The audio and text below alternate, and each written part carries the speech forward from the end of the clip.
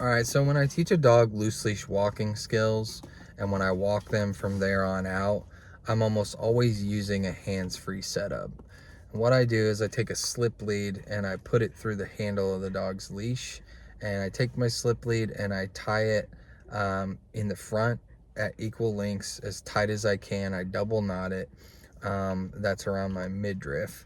And so if I do that as tight as I can from the jump, then that might like loosen up a little bit when I walk, but it's not going anywhere. So the handle of the leash will travel around the axis of my slip lead that's around my waist within reason as needed.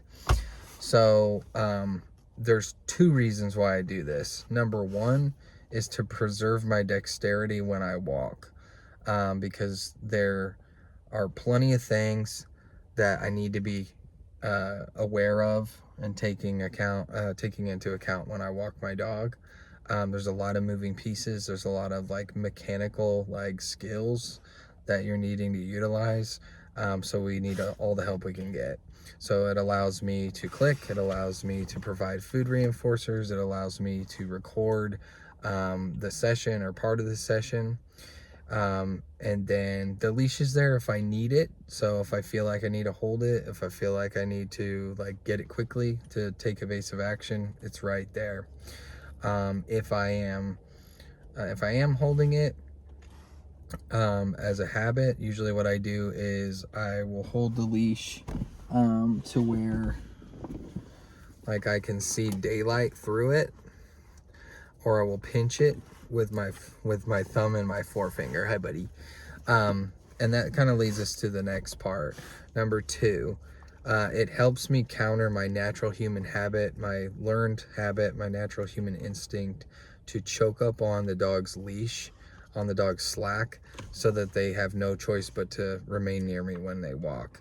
We've done this for eons and eons, and like the number of people that have told me when like we're first sussing out their training goals, their action items, that they want loose leash walking, but in the same breath tell me that they hold their dog's leash as tightly as they can to keep them next to them when they walk, is like really astounding. And it's not as silly as it sounds. Those two things do not go together. You can't have a loose leash if you have a tight leash, right? But like left to their own devices and they don't have a better alternative that anybody's taught them, like that's what they're going to fall back on.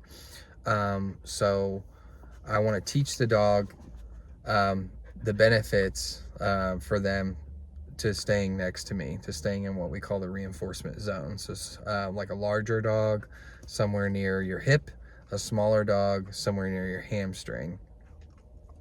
And so we want to teach the dog that like it's rewarding to remain next to me because they're going to get good things. They're going to get forward momentum.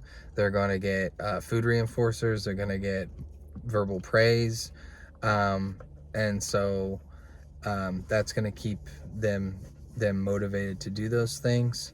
And then how this is going to be a larger conversation, but how we counter pulling is like the equipment that we're using is important. Once again, I'm a harness guy. I really don't venture outside of that. So not going to have a conversation about pinch collars and head halters right now. But the reinforcement zone, if your dog's in the reinforcement zone, then they get reinforced. If they're not, then they don't. So like you're doing lots of direction changes. I tell people that they should be prepared to walk like Pac-Man, accounting for traffic. So like just like turning any which way, inside outside turns, speeding up, slowing down, and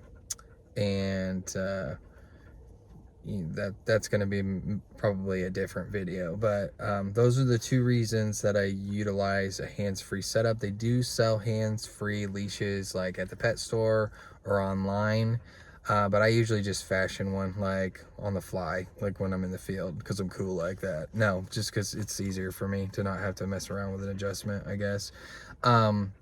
So most people use a hands-free leash because they want to fart around on their phone. Some people use it because they want to jog with their dog, and that's a total legitimate like motive for doing so. The people that want to fart all around on their phone, like, I'm not advocating for that. Like, your dog really needs your undivided attention when you walk them.